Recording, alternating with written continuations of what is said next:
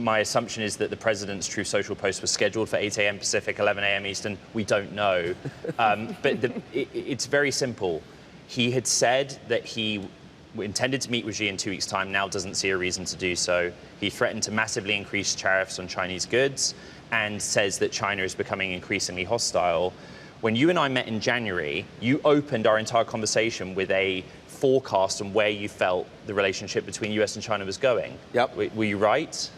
Yeah, I think so. I mean, the reality is that our interests are relatively divergent at this point, and that's particularly true when it comes to semiconductors, when it comes to Taiwan. And so Trump, I think what he's doing right now is he's playing the art of the deal. He's trying to get the best deal that he can, and I understand that he has to manage this reality that right now we are kind of dependent on China for a lot of things. But I think what we talked about last time is this is why we need to reindustrialize. This is why we need to have our own rare earth supply. This is why we need to be able to make our own chips and our own computers and our own products downstream, because it takes away leverage from China. They do have a lot of leverage right now, and so it's very hard to make deals with them. I think it's actually healthy for the U.S.-China relationship for it to not be so dependent on China. Right now, we don't have great solutions. Can you kind of quantify it? I mean, so you're so involved in Arsenal 1, we will talk about that. Mm-hmm. But right now, the weapons that Anduril makes and the autonomous systems, how dependent is that specific supply chain at this moment on China?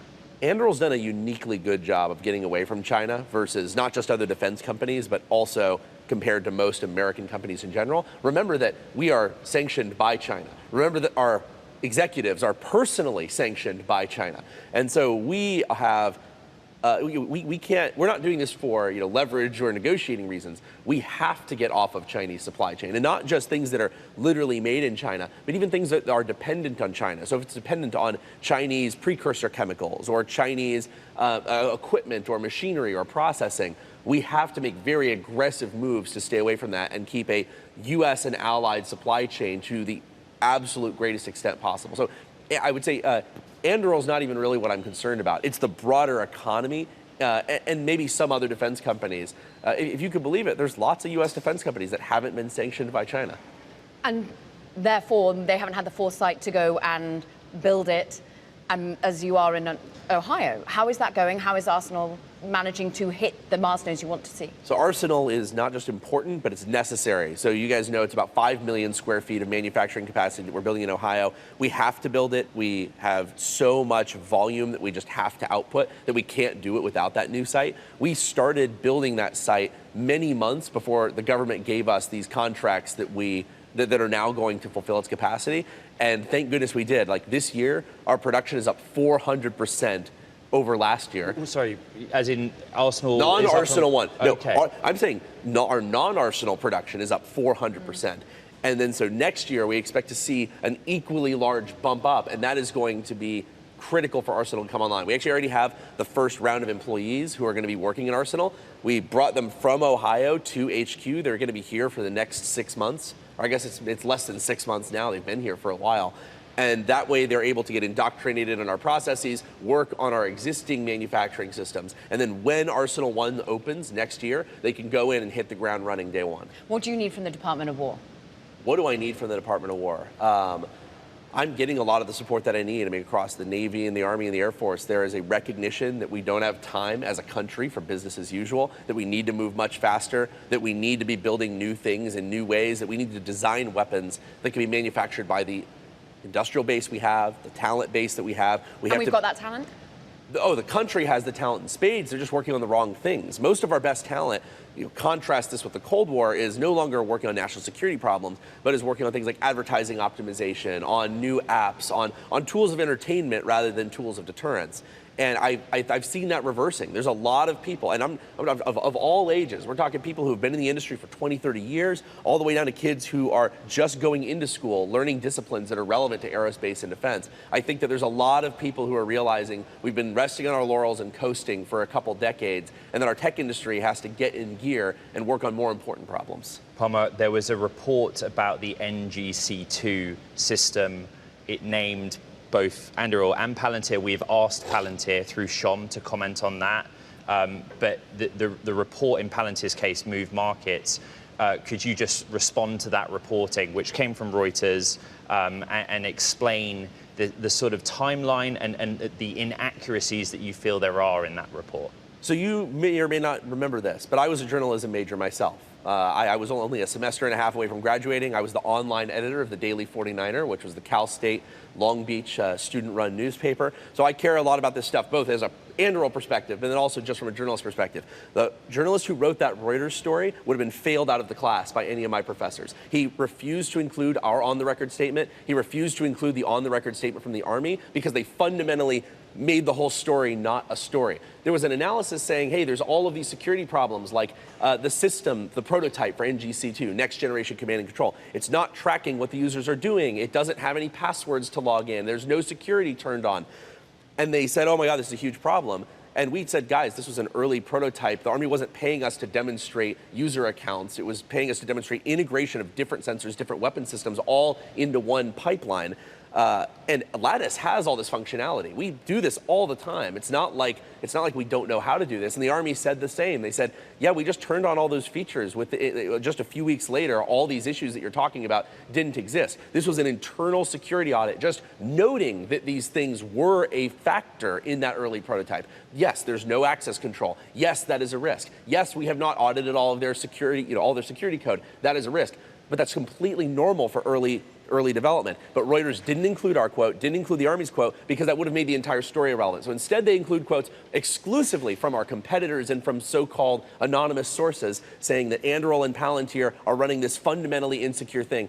99% chance that was planted by one of our competitors who had access to that memo, and there was only a few people who could have done it. And I can make people look bad by slicing and dicing memos too. I'll show you if I want. I'll get back into the journalism game. We can say pretty definitively we've given you the opportunity to comment on that report. You absolutely have. But I'm using this opportunity to attack my enemies. You just mentioned your competitors. Let's call them legacy primes, right?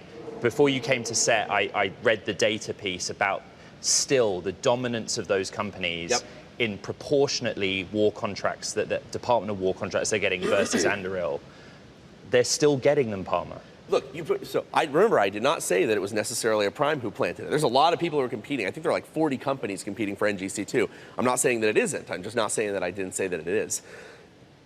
Look, these guys are still winning a lot of contracts. The reality, whether we like it or not, is that these companies do have a lot of important weapons capability. We don't want them to go out of business. We don't want them to fall over. Anduril's working with a lot of them. I mean, that's my bias here. I mean, we're working with Raytheon. We're working with Lockheed. We're working with Northrop. We're also competing with them for programs.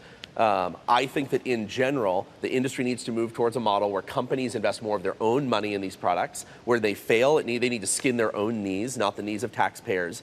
And companies disagree as to the extent of whether that should be true. I think companies like Anduril in the short term and the long run are going to do much better, especially because the services want to see more companies acting like Anduril. They want us to have more skin in the game. They want everybody to have more skin in the game. And they know that it incentivizes the right kind of behavior. Talking of skin in the game, there are a lot of retail investors, a lot of institution investors who want more access to be able to skin their knees when you slip up, but also benefit from your growth. When are you going to IPO? So it's going to be in the next few years, and we've talked about this before, but but it's still the number one question we get for you. It is. It just is. So look, we are on a path to IPO. Like I can explicitly say that. I'm not going to be coy about that. We are running the company as if we are going to be audited by the auditors that are looking at public company traded companies. We're running the company's financials as if we need to be accountable to public market investors. You need to be a certain shape of company to be in the public markets. You need to have a certain level of credibility in your accounting process across the organization. So like the old school Anduril stuff of, hey, toss it in the bin. No need to do any paperwork. No, you actually have to properly account for what's on the shelf, what you've thrown away, what's working, and we've gotten into that swing of things. It's going to be in low single-digit years. And by the way, do you have to be profitable for that? Like at the moment, it is very expensive what you are trying to build. Agreed. So my philosophy on this is that if you are going to be in the public markets, you need to be the shape that the markets want you to be. I think that's not a very unprofitable company that has a trend that looks very unprofitable. So my personal opinion, and I'm not hiding the date from you, we genuinely don't know. We're not going to do it till the right moment. We don't have to. Private capital is amply available to us. But what we want to do is either be profitable across the business or we want to be on very close to it with a clear trend showing it's certainly going to happen. And I don't mean it's going to happen someday years in the future. I mean like, hey, we have these contracts, and if you just believe that we are going to deliver the things that we've already sold, then you know that we're likely going to be profitable. Palmer, I'd like to talk about some of the weapons and autonomous systems that are behind us, if we can.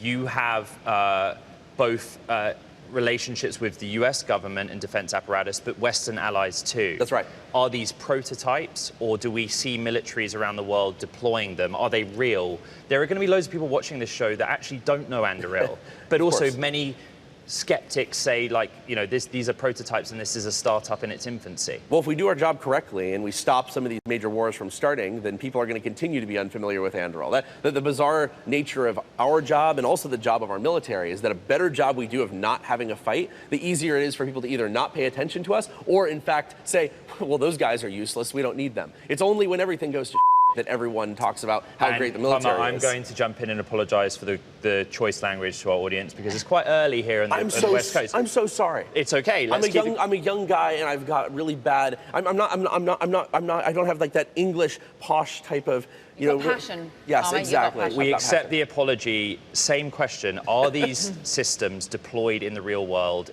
by nations in case they need to use them? So many of these systems are. For example, Altius has been in Ukraine since early in the war. We've also shipped a lot of these to nations that are really, I think, on the precipice of conflict, like Taiwan. Others of these, I think, have not been deployed by anyone but the United States. You know, Roadrunner has been deployed by the United States, but there are other people in other allied nations who are very interested. Same thing with Fury. We've already delivered the first Furies to the United States Air Force, but there's a lot of interest in Korea, in Japan, in a variety of European nations. Australia, these are nations that are strongly allied with the United States, and they want to have commonality. Think of it this way. Everyone who's buying F-35s is bought into the U.S. plan of how we're going to fight and deter these wars. Something like Fury that tightly integrates with an F-35 is of a lot of interest to them, especially if it means they don't have to develop it all themselves, and especially if we're willing to manufacture it in their country, which we are. I think that we need to be having manufacturing bases across all our allies. One of the superpowers the U.S. has that China does not is friends around the world.